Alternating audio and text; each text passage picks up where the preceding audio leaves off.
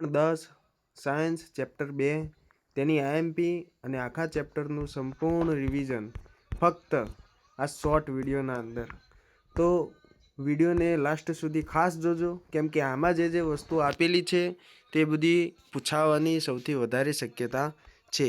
આ ચેપ્ટરમાં જોવા જઈએ તો એસિડ અને બેઝ. એસિડ એ સ્વાદમાં ખાટા હોય, બેઝ એ સ્વાદમાં તુરા હોય છે.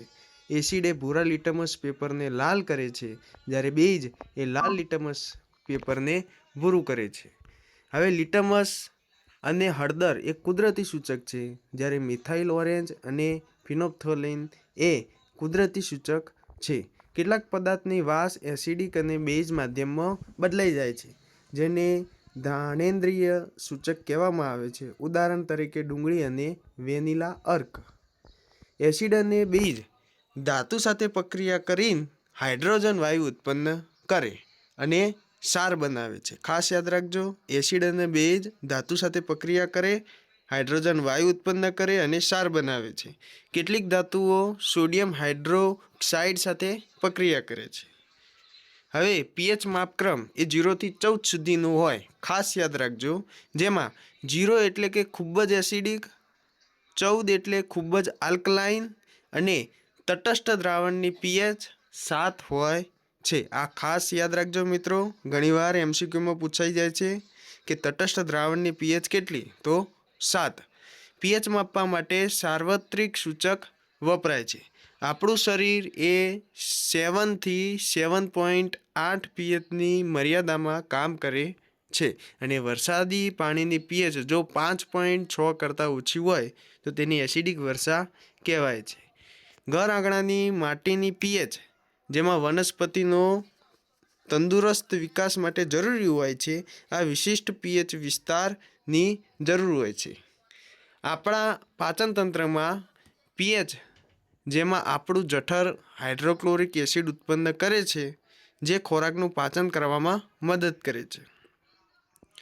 એટલે કે આપણા જઠરમાં હાઇડ્રોક્લોરિક એસિડ ઉત્પન્ન થાય છે. આનું પણ એક એમસીક્યુ પૂછાઈ જાય તો ધ્યાન રાખજો. અપચા દરમિયાન જઠર વધુ એસિડ ઉત્પન્ન કરે છે, જેમાંથી છુટકારો મેળવવા માટે લોકો એન્ટાસિડ લે છે.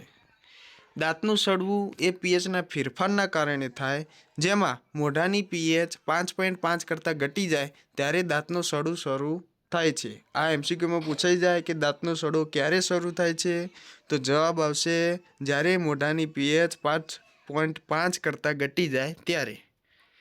મોઢામાં હાજર રહેલા બેક્ટેરિયા, જેમાં પછી મોઢામાં બાકી રહેલા ખોરાકના કણો અને શર્કરાના વિઘટનથી એસિડ ઉત્પન્ન થાય છે. દંતમંજન એટલે કે ટૂથપેસ્ટ સામાન્ય રીતે બેઝિક હોય છે, જે એસિડને તટસ્થ કરે છે. મધમાખીનો ડંખ એસિડ મુક્ત કરે છે, જેનાથી દર્દ અને બળતરા થાય છે. તેના ઉપર બેકિંગ સોડા લગાવવાથી રાહત મળે છે. કવચના પાંદડાના ડંખવાળા રોમ એ મિથેનોઇક એસિડ દાખલ કરે છે, જેનાથી દર્દ અનુભવાય છે. પ્રબળ એસિડ અને પ્રબળ બેઝના ક્ષાર એ તટસ્થ હોય છે. યાદ રાખજો, પ્રબળ એસિડ અને પ્રબળ બેઝ આ બંનેના ક્ષાર તટસ્થ, જ્યારે પ્રબળ એસિડ અને નિર્મળ બેઝના ક્ષાર એસિડિક હોય છે. એટલે આમાં એ ધ્યાન રાખવાનું કે આમાં પ્રબળ શું છે, એસિડ.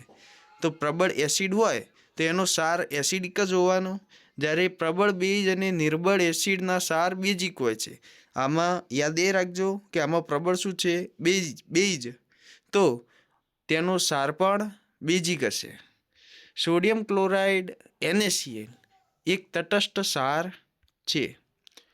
ધાતુ કાર્બોનેટ અને ધાતુ હાઇડ્રોજન કાર્બોનેટ એસિડ સાથે પ્રક્રિયા કરી ક્ષાર, કાર્બન ડાયોક્સાઇડ અને પાણી બનાવે છે. કાર્બન ડાયોક્સાઇડ વાયુને ચૂનાના પાણીમાંથી પસાર કરતા દૂધિયું બને છે. એમસીક્યુમાં પૂછાઈ જાય, ચૂનાના પાણીને દૂધિયું કોણ બનાવે છે, તો કાર્બન ડાયોક્સાઇડ વાયુ. એસિડ અને બેઝ એકબીજા સાથે પ્રક્રિયા કરી ક્ષાર અને પાણી બનાવે છે. આ પ્રક્રિયાને તટસ્થીકરણની પ્રક્રિયા કહે છે. 1-2 માર્ક્સનો પ્રશ્ન પૂછાઈ જાય કે તટસ્થીકરણની પ્રક્રિયા કઈ, તો તેમાં લખી શકાય કે એસિડ અને બેઝ એકબીજા સાથે પ્રક્રિયા કરે છે, ક્ષાર અને પાણી બનાવે છે, જે આ પ્રક્રિયા તટસ્થીકરણની પ્રક્રિયા છે. હવે ધાત્વિય ઓક્સાઇડ અને અધાત્વીય ઓક્સાઇડ. તો ધાતુ ઓક્સાઇડ એસિડ સાથે પ્રક્રિયા કરી ક્ષાર અને પાણી બનાવે છે, જ્યારે અધાત્વીય ઓક્સાઇડ બેઝ સાથે પ્રક્રિયા કરી ક્ષાર અને પાણી બનાવે છે. આ પ્રોસેસ આપી છે ડાબી બાજુ ધાતુ ઓક્સાઇડ પ્લસ એસિડ, સામેની સાઈડ નિપજમાં ક્ષાર અને પાણી મળશે. ધાતીય ઓક્સાઇડને બેઝ ઓક્સાઇડ કહેવામાં આવે છે, જ્યારે અધાત્વીય ઓક્સાઇડ સ્વભાવે એસિડિક હોય છે. તમામ એસિડ ધાતુ સાથે પ્રક્રિયા કરીને હાઇડ્રોજન વાયુ ઉત્પન્ન કરે છે. યાદ રાખજો, એસિડ ધાતુ સાથે પ્રક્રિયા કરીને હાઇડ્રોજન વાયુ ઉત્પન્ન કરે અને તમામ એસિડમાં હાઇડ્રોજન સામાન્ય હોય છે. એસિડિક દ્રાવણમાં વિદ્યુત પ્રવાહ આયનની મદદથી વહન થાય છે. એટલે કે એસિડિક દ્રાવણોમાં જે વિદ્યુત પ્રવાહ છે તે આયનોની મદદથી વહન થાય છે. એસિડ પાણીમાં H+ આયન ઉત્પન્ન થાય છે, જે એસિડિક ગુણધર્મો માટે જવાબદાર છે. જ્યારે બેઝ એ પાણીમાં હાઇડ્રોક્સાઇડ આયનો એટલે કે OH ઉત્પન્ન કરે છે અને પાણીમાં દ્રાવ્ય બેઝનો આલ્કલી કહે છે. એસિડ અને બેઝ પાણીમાં ઓગાળવાની પ્રક્રિયા ઉષ્માક્ષેપક હોય છે. યાદ રાખજો, MCQમાં પૂછાઈ જશે. એસિડ અને બેઝ પાણીમાં ઓગાળવાની પ્રક્રિયા કેવી હોય છે? તો ઉષ્માક્ષેપક હોય છે. એસિડ અને બેઝને પાણી સાથે મિશ્ર કરતા એકમ કદ દીઠ આયનોની સાંદ્રતામાં ઘટાડો થાય છે, જેને મંદન કહે છે. એટલે કે એસિડ અને બેઝમાં જ્યારે પાણી ઉમેરવામાં આવે ત્યારે એ બંનેનું મંદન થાય છે અને આ પ્રક્રિયાને પણ મંદન કહે છે. એસિડ અથવા બેઝ દ્રાવણો કેટલા પ્રબળ છે તે માપવા માટે હાઇડ્રોજનના આયનોની સાંદ્રતા માપવામાં આવે છે. અને આ હાઇડ્રોજનની સાંદ્રતા કેવી રીતે મપાય? તો pH માપક્રમની મદદથી મપાય, જે તમને આગળ વાત કરી કે 0 થી લઈને 14 સુધી મપાય છે, તે pH માપક્રમ છે.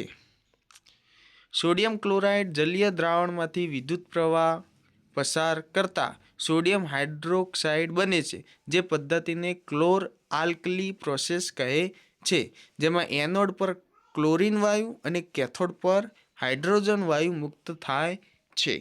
વિરંજન પાવડર ક્લોરીનની શુષ્ક ફોડેલા ચૂના સાથે પ્રક્રિયા કરીને વિરંજન પાવડર મળે છે. અને બેકિંગ સોડા કેવી રીતે મળે? તો સોડિયમ ક્લોરાઇડને એક કાચી સામગ્રી તરીકે વાપરીને સોડિયમ હાઇડ્રોજન કાર્બોનેટ બનાવવામાં આવે છે. આ સોડિયમ હાઇડ્રોજન કાર્બોનેટને ગરમ કરવાથી સોડિયમ કાર્બોનેટ બને છે. બેકિંગ સોડા અને ટાર્ટરિક એસિડનું મિશ્રણ બેકિંગ પાવડરની બનાવટમાં વપરાય છે. વોશિંગ સોડા તો સોડિયમ ક્લોરાઇડમાંથી પ્રાપ્ત થઈ શકતું અન્ય રસાયણ ધોવાનો સોડા છે, જેનું આપણું અણુસૂત્ર લખેલું છે. યાદ રાખજો, સોડિયમ કાર્બોનેટનું પુનઃસ્ફટિકીકરણ કરવાથી ધોવાનો સોડા મળે છે. શું ખરેખર ક્ષારના સ્ફટિક શુષ્ક હોય છે? તો તેના જવાબમાં આપણે કહી શકીએ કે કેટલાક ક્ષારના સ્ફટિક જળ ધરાવે છે, જેમ કે કોપર સલ્ફેટના એકમ સૂત્રમાં પાણીના 5 અણુઓ હોય છે. પ્લાસ્ટર ઓફ પેરિસ એટલે કે જીપ્સમ, તો જીપ્સમને 373 કેલ્વિન તાપમાને ગરમ કરતા તે પાણીના અણુઓ ગુમાવે છે અને પ્લાસ્ટર ઓફ પેરિસ બને છે, જેનું અણુસૂત્ર નીચે આપેલું છે. આ વિડીયો ગમ્યો હોય તો ચેનલને સબસ્ક્રાઈબ કરજો.